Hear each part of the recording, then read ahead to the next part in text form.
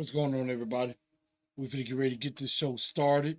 Thank y'all for sticking with me. Just had to do one last thing. Definitely thank y'all for putting up. I know I was supposed to normally go live on Wednesday, but I was out of town. Definitely out of town away. On vacation. So I have returned. I am back, and we are finna get ready to get into we're definitely get into the Tennessee Titans as the final preseason game is upon us, the dress rehearsal, and cut down day on Tuesday. So we're gonna find out who makes this team. Who makes this 53, who is gonna be cut from this 53. So we're definitely gonna find that out definitely within the coming days. So definitely go ahead and make sure y'all share this show out. Go ahead and make sure y'all go ahead and share this show to everybody, let everybody know where they can come on in. And we're gonna do the same thing in just a bit. We're gonna definitely get the show started. I hope everybody's doing all right. And we're gonna get everything started in the next 60 seconds. Let's do it.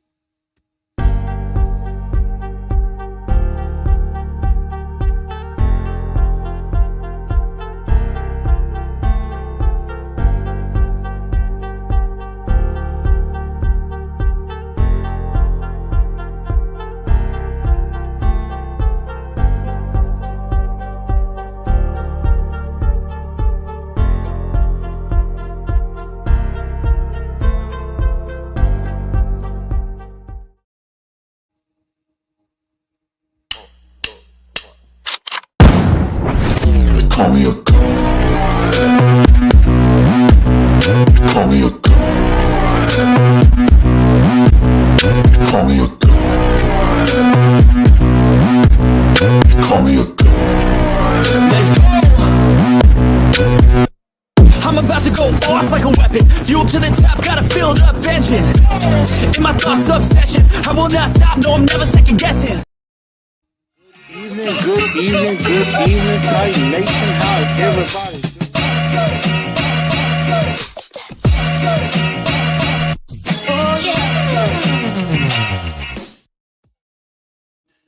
What's up, Titan Nation? How's everybody doing?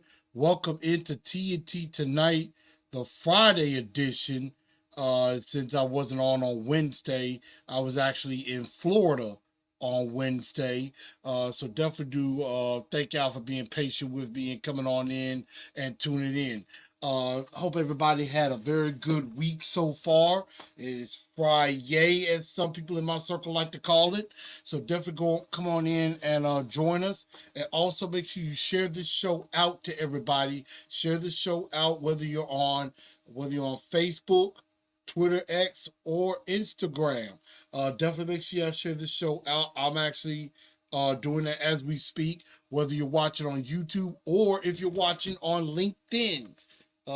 Definitely come on in and be a part of the fun. I'm actually, working on sharing this show as we speak right now. So I'm definitely doing my part, and make sure y'all do the same as well. Also, again, as you come on in, make sure you hit that like button. Go ahead and smash that like button. And if you're new to the channel, go ahead and smash that like button as well. Go ahead and do that. And in that way, you will be a part of the show as well. And definitely help me out and definitely help out the channel as well. So I definitely do appreciate everybody tuning in. And we are going to get ready to get this show going. And so, and again, also make sure you check me out on iHeartRadio, Apple, and Google Podcasts, wherever you get your podcasts from. Definitely make sure y'all tune into that as well. And I definitely do appreciate everybody being a part of, definitely being a part of this channel and everything, because I definitely do appreciate it, because you didn't have to do it, but you come to the very best spot for Titans content. So I definitely do thank y'all for that. I thank y'all for being a part of this journey with me, and we're definitely gonna have a lot of fun. So let's get right into it. So training camp is wrapped up now.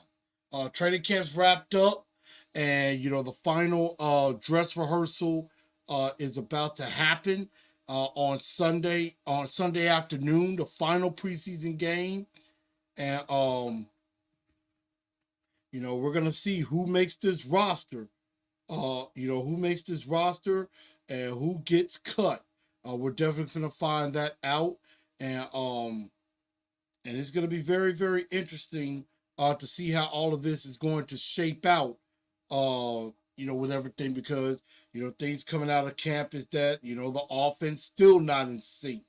The defense is figuring some things out. Arden Key's suspension has been overturned. So he is fully able to play week 1. Now, he did get a little dinged up. He got a little dinged up against in practice, but he should be okay. They say it's nothing serious. So that's a good thing. But, that it's going to be very, very interesting to see how all of this plays out. Traylon Burks got hurt a little bit, but comes back to practice. It looks like DeAndre Hopkins should be ready to go by week 1. So, again, I definitely do think there are some good things that are going down, but we just got to be, mindful of what's happening, because, there's a lot of things going on with this football team as we get ready for week 1 in a couple of weeks. And I'm glad we got a couple of weeks, before the season does start. But yeah, there's a lot of things happening right now. I mean, there's really not a lot coming out of Titans camp now. Although I did see Jelly Roll made an appearance. I'm starting to like Jelly Roll a little bit more. I got to really start listening to his music, because he's an avid Tennessee Titans fan, but he's extremely, extremely extremely talented. Excuse me. That's what I meant to say. What's up, Daniel Berry? DO9 says, worrying about this offense. I mean, I'm not going to worry about this offense, because they haven't had a lot of time together against other teams. And so, it looks like Will Levis and the starters are going to play quite a bit in this game against the Saints. And we're going to talk about that in just a little bit. But they got some things they got to iron out. They got some issues they got to get out and get together. Sunshine Lavender, the lady of the show, thank you for tuning in. Derek Roberts, what's up with you? Y'all make sure y'all share the show out. Let everybody know where they can come on in.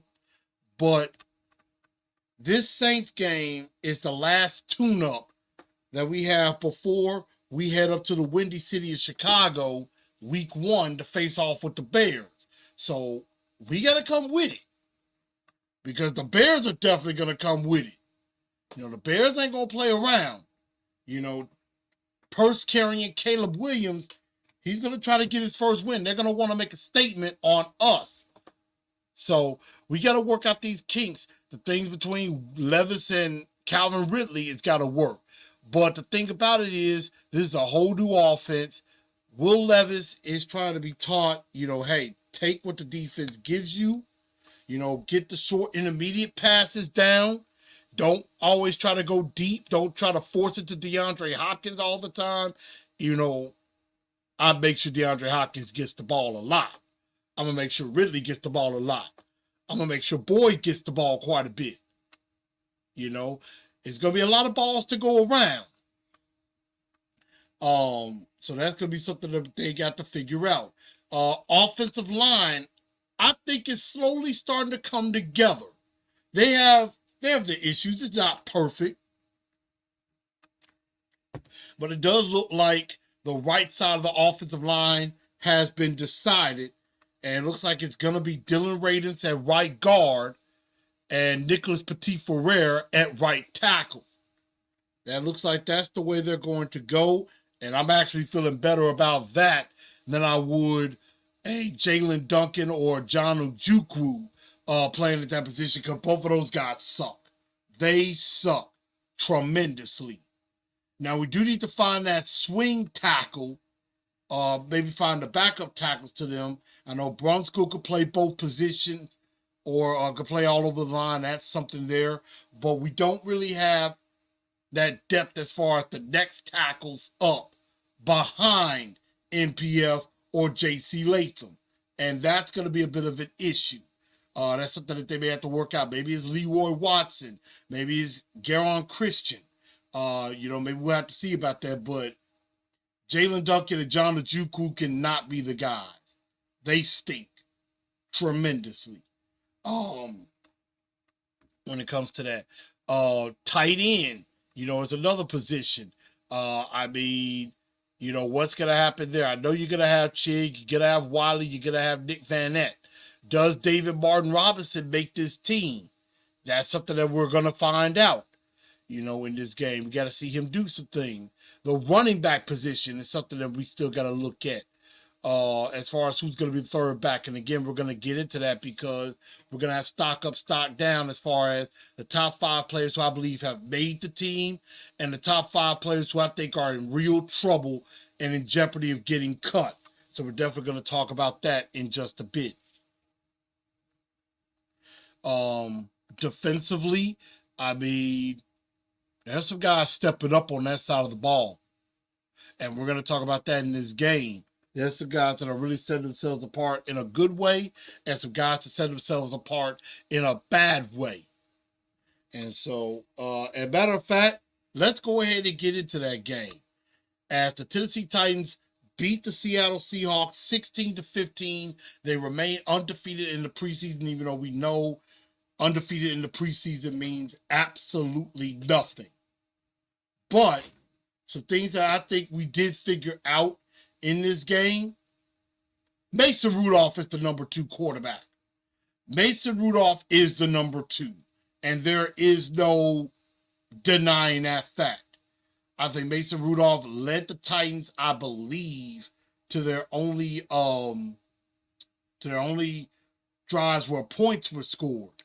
Like, Malik did not lead them to points, but Mason Rudolph did. And so he looked a lot more composed. He looked a lot more poised in the position that he was put in. Definitely like that. Chance Campbell and Jalen Harrell both showed out yet again. Jalen Harrell with 2 sacks, and Chance Campbell still looking good, leading the team in tackles. I think both of those guys have solidified themselves spots on this team. And in Jalen Harrell's case, I think he's going to have some bit of a role as a rotational pass rusher. I really think he could be showing something. And so I definitely like where he's headed.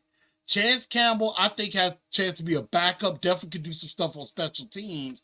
But I do think he may be able to carve out a role for himself if Gibbons gets hurt. Although I really think he could have been challenging Gibbons for that starting spot. But I think they're going to give Gibbons the benefit of the doubt. And so I definitely like a lot of what Chance Campbell has done in this camp. On the negative side, Trey Avery stinks. Trey Avery stinks. He sucks. Just not a big fan of him. There's some other players that really didn't do anything to set themselves apart. Backup running backs really didn't do much of anything as well. So that was something that is a little concerning. But the man of the night is Braden Darvelson, the backup kicker who drilled 3 field goals, including a 59-yarder in the end of the third, close to the end of the third quarter. And Coach Callahan, Brian Callahan basically said, at first, I was not going to call that. I was not going to let that kick happen. I was going to sit on the punt team and punt the football. And special team coordinator Colt Anderson convinced him. He said, hey, let this kid try from 59. Let this kid try from 59. If that was Nick Folk and we had that range, we'll probably punt the football in a real game. But he let that kid go out there, 59-yarder, and he drilled it. I mean, straight down Broadway. That kick probably would have been good from well over 60, maybe close to 65, because that kick had distance and it had room to spare. Now, there were some talks about his accuracy issues in camp and in practice, but with the lights on, he drilled it. Now, I would like to see him on our practice squad, but you know how messed up things are with kickers around the league at times. I could see him landing on a team, especially a team that would need a kicker. So I could definitely see that happening after drilling that one. But that dude, he at least deserves a shot on the practice squad and could be our kicker of the future. Now, Brian Callahan has already come out and said Nick Folk is our kicker in the regular season.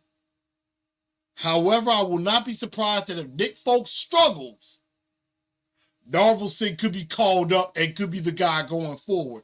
I think he's our kicker of the future because Nick Folk is in his 40s now. So we need a younger kicker. And Narvelson could be just like what Ryan Stonehouse has been. And we've had some issues trying to find a kicker. But maybe this could be the one. But I definitely like that. So other than that, it was a pretty boring game. Other than those type of moments. It's a pretty boring game. But the Titans do get the win at the end. And improve to 2-0. And they head into this game in New Orleans. You know, with the players looking like they're trying to lock up some spots. And again, talking about this New Orleans game, this is the dress rehearsal. The starters are going to play a lot. Final tune-up. You got to tune up a little bit because you got, after this game, you got 2 weeks before week 1 in Chicago. And, you know, the Bears are going to try to prove something. They're going to try to want to unleash their new toy in Caleb Williams on us. And we're going to have to hit them. We're going to have to hit them. We're going to have to hit them hard. And we're going to have to cause them to make mistakes. But this time, Caleb Williams ain't going to be throwing at Trey Avery and Eric Guerra and all of them.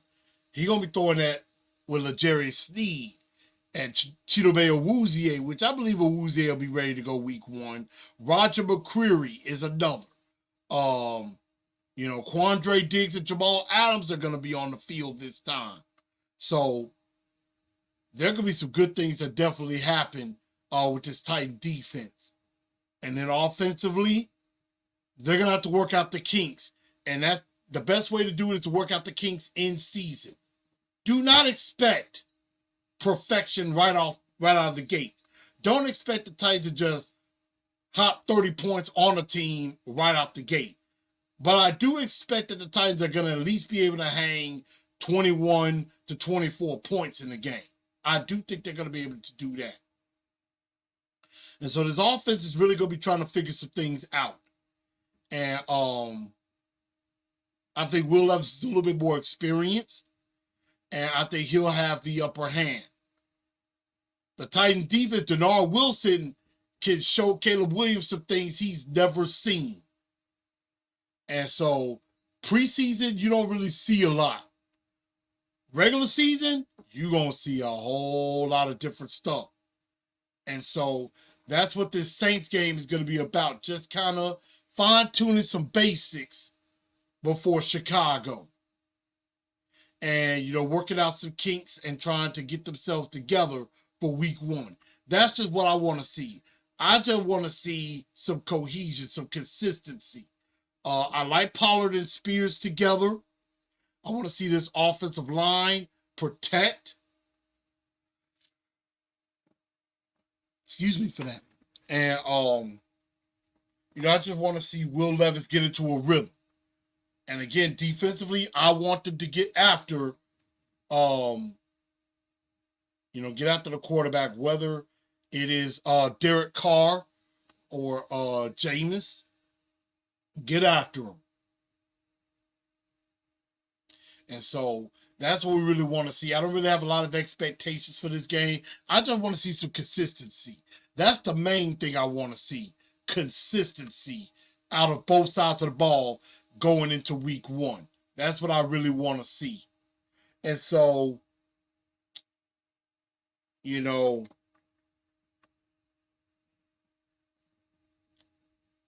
so I don't really try to put a lot of stock into the preseason and everything, but you know, this is dress rehearsal for Brian Callahan and the coaching staff as well, who ESPN ranked 28th in the league. And you know, a lot of people are thinking the Titans are not going to do very well, like they're only going to win maybe between 4 and 7 games. I think the Titans are going to do better than what other people think. I really do. I think the Titans are going to be better than people expect. And, you know, that's something that we're going to definitely find out. I'm excited about this season. I am very excited about the season. I am looking forward to seeing what this team is going to do. But, you know, again, what I'm looking for in this game, consistency, cohesion. I want to see J.C. Latham continue to grow into that role at left tackle. You know, Skoronski, you know, Callahan has said, you know, he's working on, you know, he's done better with hand placement and anchoring. I want to see MPF and Dylan Raiders look good on the right side. That's going to be key. And so I know Josh Wiley, you know, a couple of injuries right now. Josh Wiley's in concussion protocol. I believe Kearis Jackson is in concussion protocol as well. Not 100% certain. And then, of course, again, Treylon Burks was out. He returned. Caleb Farley, you know, was practicing, which was good. And so, you know, I just, you know, again, I think that, you know, this offense is going to grow as the season go on. I think in the end, this offense is going to be pretty good. There was a question put out saying, will Levis be the Titans' first 4,000-yard passer in Titans history and be the second since Warren Moon? I'm going to say yes. I think he does hit 4,000 yards. And then Chris Fraser said, we be okay. We're going to find out. Because I know, you know, we're going to find out if your boy Treylon Burks will do something in this game. Because it looks like he came back to practice. He should be good to go. Defensively, again, I want to see some pressure. I want to see some more sacks. And, you know, let's cause some turnovers. You know, let's really cause some turnovers or two. And things like that. You know, for a lot of these guys, it's going to be their last opportunity. And they need to show up and show out. And so now, I want to talk about the 5 guys who I think are going to make the team and the 5 guys who I think are in the most trouble. And we're going to start with the guys that I think are going to make this team. And this was not very easy for me to put together, especially in the back end. The first person I think that secured himself a spot on this team is Jaquan Jackson. I think Jaquan Jackson, definitely for what he could do in special teams and things like that as far as being the punt returner, I think he is this team's punt returner. He is this team's punt returner. And I think he could also be the kick returner because I thought Kearis Jackson could be the kick returner, but he's dealt with some injury, which it's come at a very inopportune time for him. So, you know, that hurts his chances. But I do think Jaquan Jackson has made the football team as the punt returner. Chance Campbell, I think, has locked up a spot on this team. He will definitely do a lot on special teams. I would like to see him get in rotationally with Gibbons and play some linebacker, but I think he's definitely going to do some work on special teams, and I think he's locked up a spot for certain. And Jaquan Jackson, let me go back to him. He could definitely do some stuff as a receiver as well. I hope I get to see him do some of that stuff in New Orleans, because, I mean, he's going back home. Tajay's going back home as well. But I want to see Jaquan do some more things as a receiver. But I think as the punt returner and maybe the kick returner, I think he's locked up the spot. And like I said, with Chance Campbell, he's going to probably do a lot of special teams work, but he's shown he deserves to be on this team. Julius Chestnut. I just think he gets the nod over Jabari Small and Hassan Haskins at the third running back. I really do. Even though he had that fumble, I think he is the better running back of the three that's left.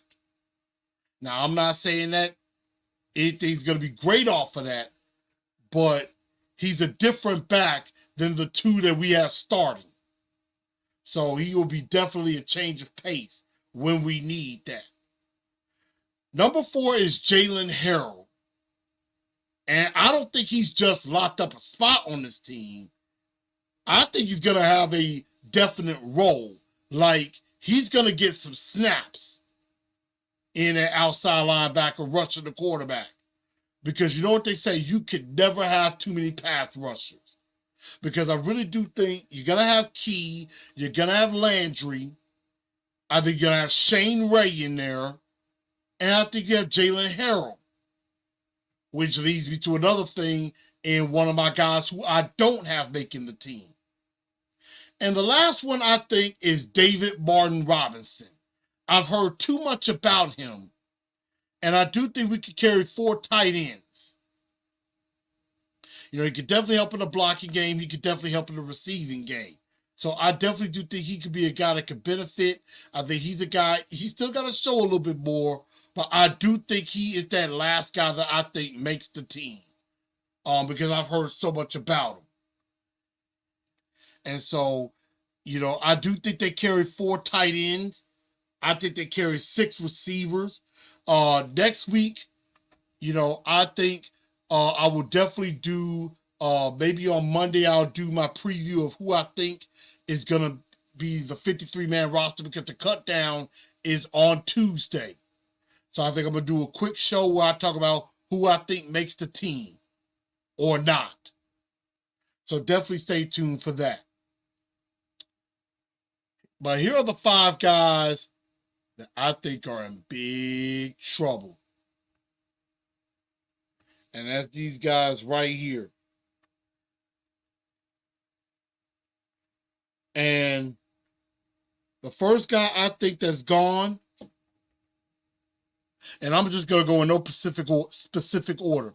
Trey Avery. Trey Avery stinks. He sucks. I think I think it's time for him to be cut. I think he needs to go because he is an absolute liability. Even though I almost put Gabe Jeudy-Lally on this list, but I think he's an honorable mention, and mainly because I think he still has the outside shot to make the team. But Gabe Jeudy-Lally, all that smoke that was started up in camp has quickly fizzled out. He hasn't really played very well in the opportunities that he's been given. And so I don't really like his chances of making the team either, but I would rather go with him on the team than Trey Avery. Trey Avery sucks badly. He needs to be one of the first ones cut. Absolutely. Now, I got Malik on this list. I don't think he gets cut because I think he'll be the 3rd quarterback. He'll be that emergency quarterback. But he hasn't done himself any favors in games. Mason Rudolph just looks much, much better as the number 2. So I do think Malik makes this team. He will be the number 3. But again, he hasn't done himself any favors. And he hasn't shown why you go with him over Mason Rudolph. I just haven't seen it. So Malik, I think, will make the team, but he's in trouble. he could definitely get cut. He could be traded. I could see that happening too. But right now, that backup quarterback spot is Mason Rudolph's spot to lose. Next one is Hassan Haskins. And I mentioned Julius Chestnut in the previous spot as far as one of the guys that make the team. And I just don't think Hassan Haskins is it. You gave him a chance. I don't think he delivers. I think him nor Jabari Small has really delivered. And that's why I think Hassan Haskins is off the team. Just really hasn't shown anything. Even though Brian Callahan has called him a special teams demon. But I don't think he's done enough to show he deserves to be on the roster. Absolutely not. Next one is Kyle Phillips. And as I mentioned in the last segment, I think Jaquan Jackson's the punt return. And you already got Tyler Boyd as a slot guy. So if you're not having Kyle Phillips as punt returner and you already have a slot guy, why do you need Kyle Phillips? What is he good for? And so that's why I think Kyle Phillips doesn't make this team. Now, he might go in as one of the last guys for more depth, but I don't see the need to keep him. Because, again, you got Hopkins, you got Ridley, you got Burks, you got Boyd, you got NWI, who we know is going to make this team. The only way I think Phillips makes this team is if they carry 7. If they carry 7 wide receivers, then he might make it. It'll be between him and Mason Kinsey for that last spot. And if I had to choose, if there were 7, I'd give that last spot to Mason Kinsey.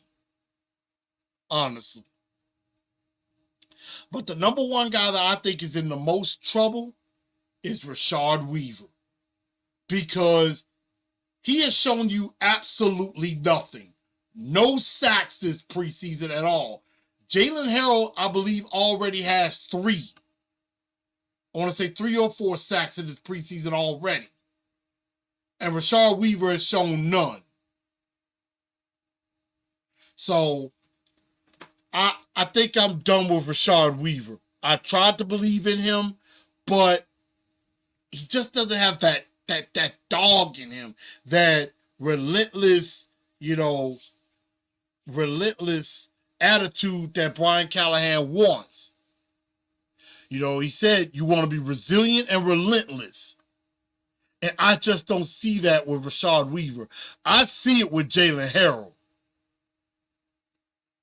And I just think, like I said, with Landry, with Key, Harrell, and I think Shane Ray might make it over him because, Shane Ray, even though he may not have a lot of stats either, I think he's shown a little bit more. And Rashard Weaver has really just not shown anything. And that's why I think he's off the team. I really do.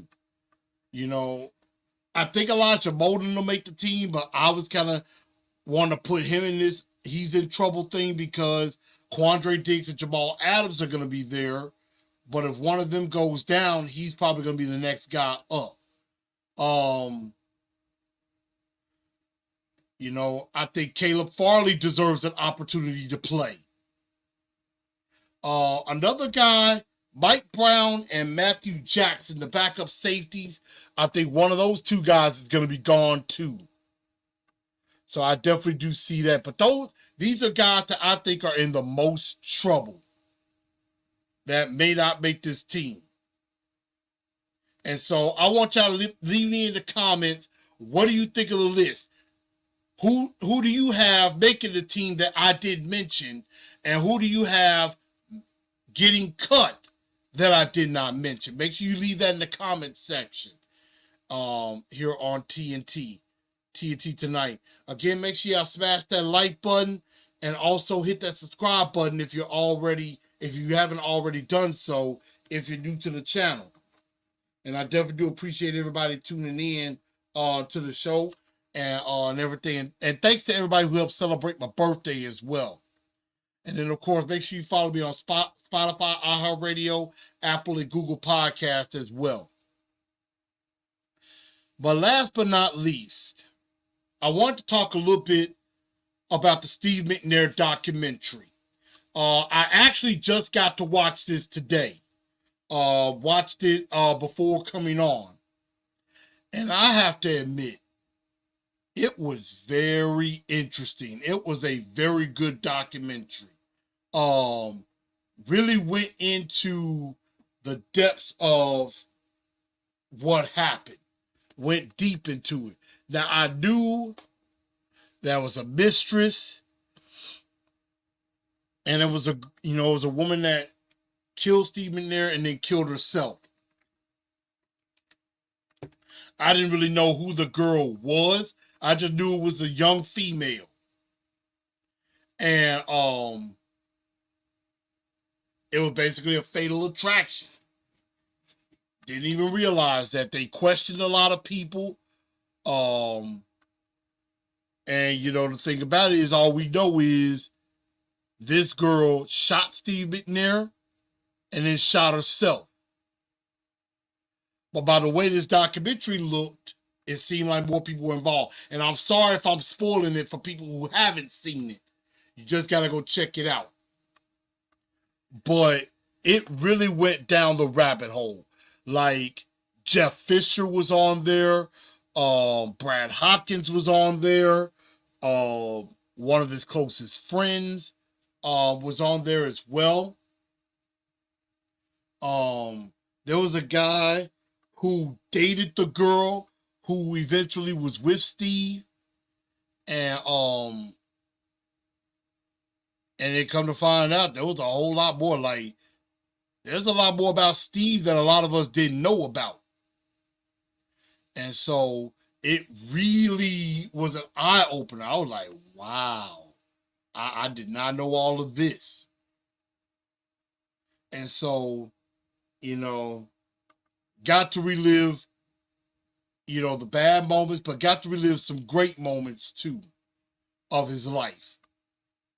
So definitely check that out on Netflix. I thought it was a very, very well put together documentary. Shout out to my homegirl. Shout out to the princess, Miss Crystal Hayward, for making sure I was on to that, my best friend. I appreciate her putting me on to that, making sure I watched that. Because I needed to see that. And it was very important. And so, I just thought it was a very well put together documentary about Steve McNair. Gonna miss Ed McNair. Still miss him. But you gotta check that one out for yourself. Because there's a lot about him and a lot about the story that none of us knew. And it told a lot. And so, also the last thing before we do get out of here, some NFL news that did come out. Of course, Bo Nix is named the starting quarterback for the Denver Broncos. Jaden Daniels named the starting quarterback for the Washington Commanders. Still don't know in New England if it's going to be Drake May or Jacoby Brissett. They may lean towards Jacoby Brissett. We know Caleb Williams is going to be the starting quarterback in Chicago. And, there was a lot of trolling going on by people on Anthony Richardson and the Colts, showing that Anthony Richardson ain't looking too hot. So, Colts might not be that great. We're definitely going to find out on everything. And Gardner Minshew, he's in Las Vegas. And I want to say Gardner Minshew got named the starter in Vegas, I want to say. And so I'm trying to confirm that. Yeah, Gardner Minshew is the starting quarterback.